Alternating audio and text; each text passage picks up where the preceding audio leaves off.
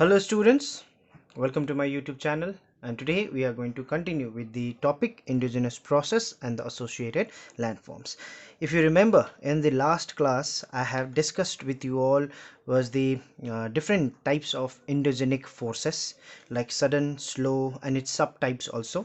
Okay, like epirogenetic and orogenetic forces, isn't it? As its subtypes like the horizontal forces which are generated, isn't it? Vertical forces which are generated because of the epiro and orogenetic movements. Okay, which leads to the formation of folding of rock stratas or faulting of rock stratas, different types of folds, different types of faults we have discussed. Okay, so today I'm going to move forward with the few other topics like associated landforms, means the landforms which are formed due to the endogenous processes. And we all are aware of the fact the landforms which are created due to the endogenous forces are the mountains, plateaus and the plains. In this video I'm going to discuss with you all is the landforms mountain. Okay, and mountain is generally defined as an uplifted part of the earth which stands above the surrounding areas. Now it has certain characteristics also like broad base, extreme height, steep slope and narrow peaks. Okay, lower mountains are called hills. In fact, mountain and hills are the relative terms. Okay, but there is a slight difference between the mountains and the hills also. Like generally we consider like an elevated surface which is above the height of 600 meter, then it is a mountain. Now in case if it is below the height of 600 meter, then it considered to be as hills. Okay, classification of mountains. Several types of mountains are found on the earth's surface. No two mountains are identical to each other. Okay, on the basis of their formation, shapes, structures, it will differ from one another. Okay, so on the basis of the origin or the mode of formation, mountains has been classified into four different categories. They are the fold mountains, block mountains, volcanic and the residual mountains. Now let us understand these mountains individually. So fold mountains, now as the name suggests over here, fold, the mountains which appears in a folded structure. Okay, and generally it happens because occurs in the sedimentary rocks. Okay, now here let us see how the fold mountains are came into existence. So fold mountains has been formed due to the folding of the sedimentary rocks or the sedimentary rock strata also we can say. So it is believed that there was a narrow elongated shallow sea or lake which we call as geosyncline.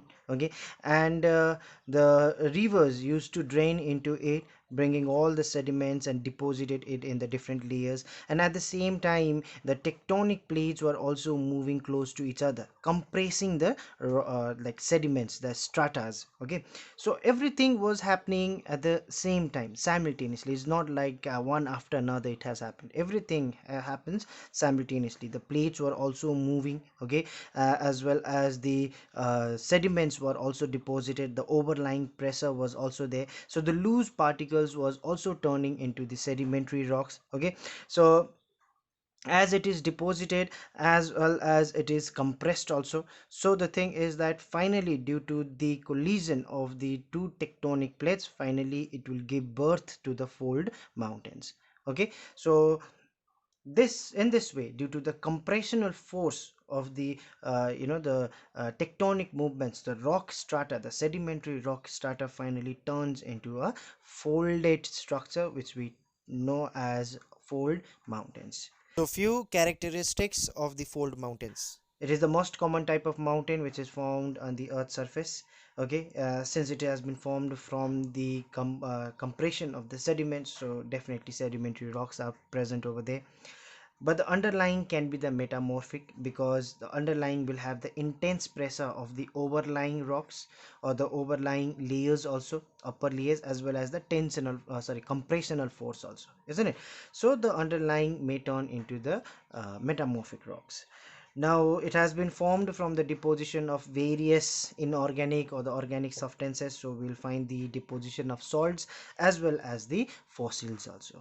Okay, so this was the fold mountains, and several examples of fold mountains are present on the earth's surface, like Rocky Mountains, Appalachians, Andes, okay, Scandinavian mountains, Himalayas. Those are the examples of the fold mountains. So fold mountains are also of two types: young fold mountains and the old fold mountains. Now young fold mountains, which has been formed in the recent past, okay, like Himalayas, okay, 1 million years, like Himalayas, which has been the, the formation of the mountains has been completed just 1 years back, 1 million years back. Okay, so that's why it is considered as the young fold mountains. There are old fold mountains also, okay, which was formed in the geological past, okay, and now it has been denuded into the lower heights also, okay, like Aravalli mountains. Okay, so those were the old and the young fold mountains.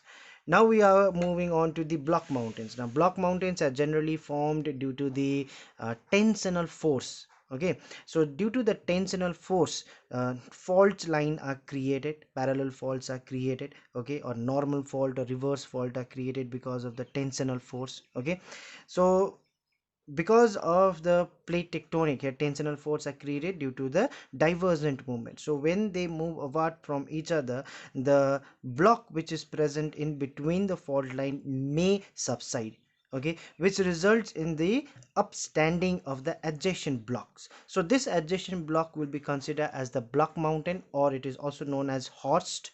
And the block which has been subside, okay, it will lead to the formation of rift valley. Okay, examples is the Satpuras and the Vindhyas mountain, which is present in India, okay, is the block mountain. And in between the valley which is there, that is the rift valley, the faulted, okay, we can also say the faulted basin, okay, in which the river Narmada flows. Next we have is the volcanic mountain. Now volcanic mountain is also known as mountain of accumulation because it has been formed from the deposition of the molten material. So whenever there is an volcanic activities, the lava is poured out into the earth's surface, okay, and over the time, due to the deposition of the lava or the cooling down of lava, okay, it will lead to the formation of a conical shaped structure which is termed as volcanic mountains. Okay, now the volcanic mountains also differs on the height or the elevations. Now why it happens is because of its chemical composition. Now if it is basic in nature, then what happens is it is much more thinner, and it will spread over a larger area. Okay, as a result, the thing is that the elevation of the volcanic mountains will be much more lower. Now in case of acidic rocks, or the sorry acidic, in case if the um, the lava is very acidic in nature, it will be quite thicker, and it won't be able to spread in the surrounding areas, so it will lead to the formation of a conical shaped structure. Okay, pointed or conical pointed structure, which is known as the volcanic mountains again. Okay, so these are the two different types of volcanic mountains according to the chemical composition as well as the elevations also, we can say. So residual mountains. Now residual mountains, as the name suggests over here, residual means the residue, isn't it? So it is also called the mountains of denudation, as well as it is also called the relict mountain. Okay, now the best example of the residual mountain is the Aravalli mountains.